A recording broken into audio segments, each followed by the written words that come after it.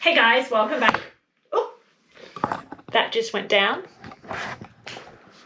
Hey guys, welcome back to another video. So this week I'm going to answer probably a question I get asked quite a lot as an athlete who does work full time, and that question is, how do I do it?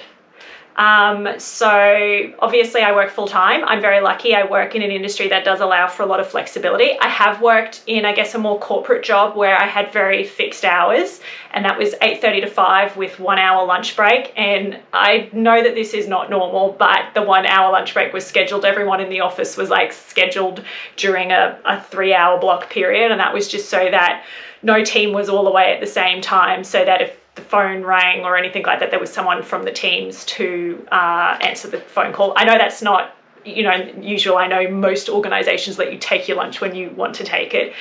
But having said that, the company I work for now does have a lot of flexibility, which basically means I'm employed to work 38.2 hours a week, and I can work whatever hours I pretty much want to across the 5 days a week for my 38 hours. So my standard work day is generally 7:30 to 3:30, and I take 30 minutes for lunch. Some days I do start a little bit earlier if there's a lot on, and I just take the time off the end of the week. I do work until 4 o'clock on 2 afternoons a week, just so that I can go home earlier on Thursday and Fridays, because I don't have track sessions. I have just sessions from home. So I try and get home a little bit earlier so I can do those and then just have an earlier night.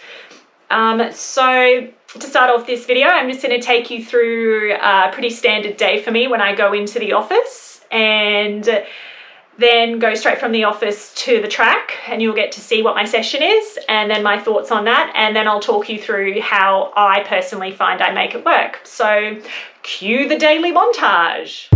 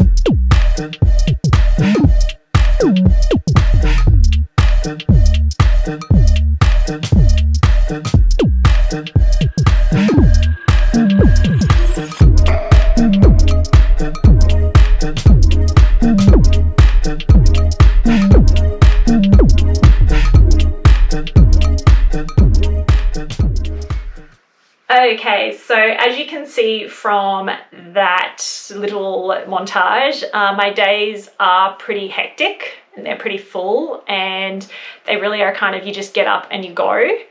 And I think the two things that I found that really make my days work for me and kind of allow me to get everything done and sort of stay relatively sane and enjoy my work and training is really preparation and mindset. So preparation is obviously pretty obvious. I make sure either the day or a couple of days before, depending on how late I'll be home the night before, I make sure that I prepare everything. I look at the weather. I look at what the training session will be for that day or those coming days.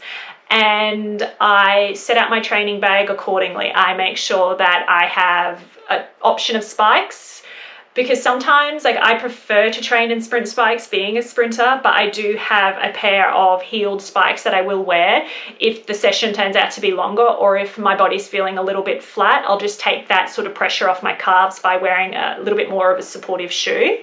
I make sure that the outfit that I will wear to training is appropriate for the session and for the weather. So I always have in my car an extra rain jacket and a spare shirt and some leggings just in case it rains or it's extra cold, because I really do feel the cold.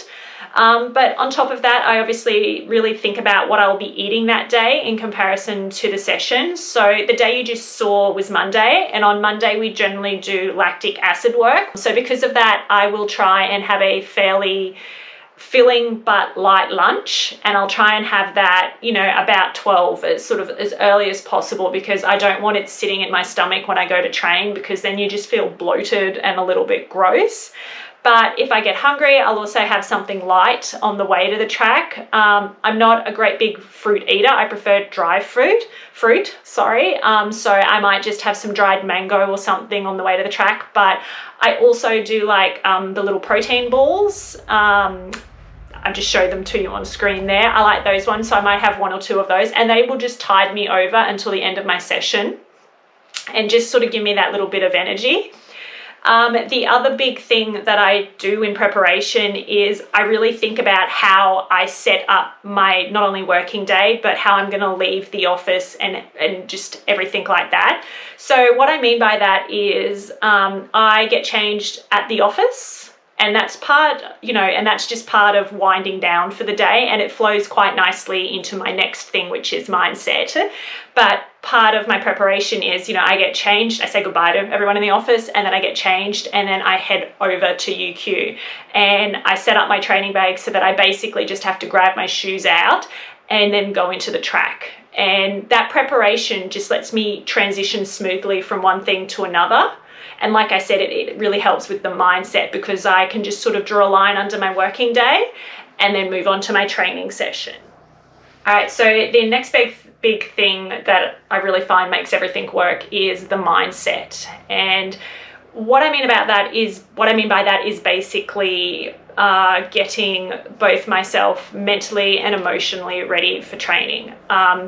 I will be completely honest, there are days when I finish work and it's either been a really frustrating day, a really busy day, and I didn't get through everything, or some last minute emergency has dropped on me and I couldn't get it done that day. I'm waiting on other external parties to give me stuff to finish it off, and there's no point just sitting there doing nothing, so I head off to training. But I can be completely honest with you and tell you that I have never regretted going to training when I don't feel like it. So a big part of preparing for training for me is the trip over to the track. I work about 10 to 15 minutes away from the track, depending on traffic. And when I get in my car, I basically just turn on some music and I really try and enjoy the drive over there.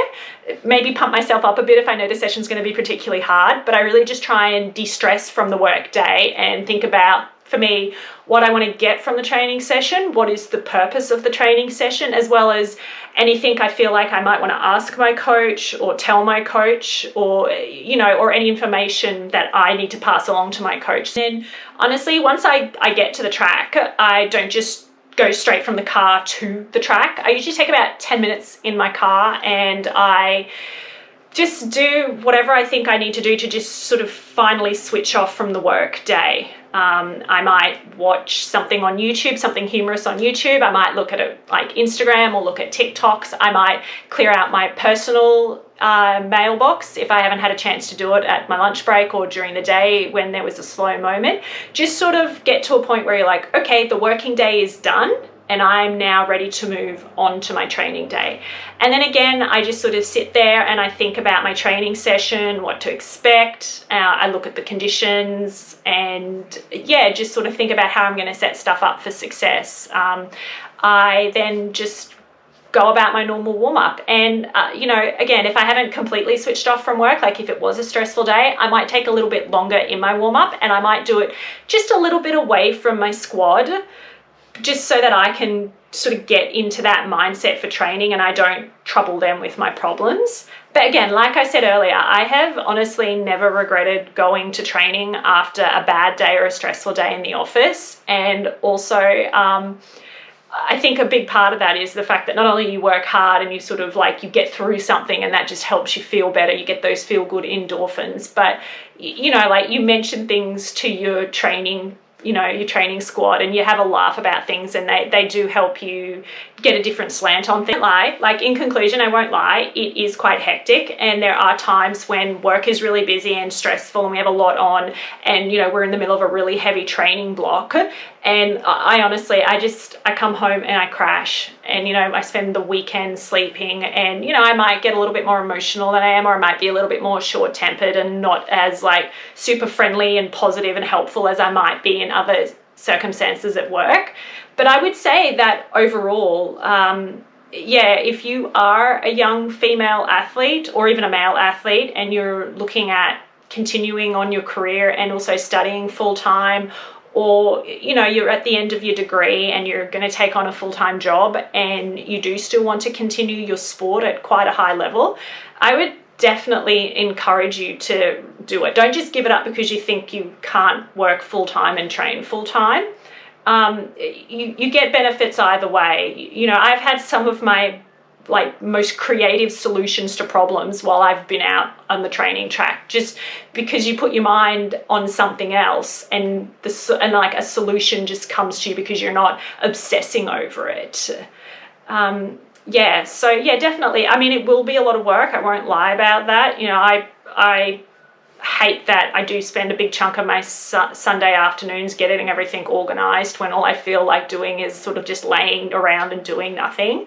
But I think I look back and, you know, you run a PB or you run a PB in a training session or you achieve a goal you set out for yourself, and it really does just make it all possible. And you're also very proud of yourself because you go, wow, I had all these balls, you know, that I was juggling, and I managed to find a rhythm that worked for me, and I'm kicking goals both, you know, in my personal life and my professional life. So I hope that you enjoyed this video. Thank you once again for watching, and don't forget to give this video a like and subscribe to my channel. You can probably see behind me, I am planning on doing a few more shoe reviews. I've had a lot of foot injuries in the last 3 to 4 years, so I am a little bit obsessed with what goes on my foot. And not only that, you know, there's been quite some technological advancements in the shoes, and I'm always, you know, keen to see what that feels like. So there will be some more shoe reviews coming in the following weeks. I was going to say in the coming weeks, that doesn't make any sense. But also do comment down below if you do have any questions about how I specifically handle things. I'm not gonna lie, I am in a very fortunate position. I do still live at home with my parents. I decided to come home when my mum got sick, and then, you know, as she recovered from cancer and was sort of on, you know, the path they wanted her to be on, we just decided that it worked out better for our family if I stayed at home, and that does take a lot of pressure off me. I don't have you know, the pressure of needing to pay bills, or, you know, I can ask my parents to do things for me if I'm really too tired. And, you know, like I know the other day I had a flat tire and my dad was able to change it for me. Like that wasn't a stress that I had to worry about waiting for RACQ to get to me so that I could get to work on time. So I know that's an advantage that I mightn't have over other people. But there's probably also things that if you're considering going down this path, that you have questions about, that you I didn't answer in this video, so I would very much encourage you to ask me below in the comments and I will get back to you. So thank you for watching, and I'll see you in my next video. Bye!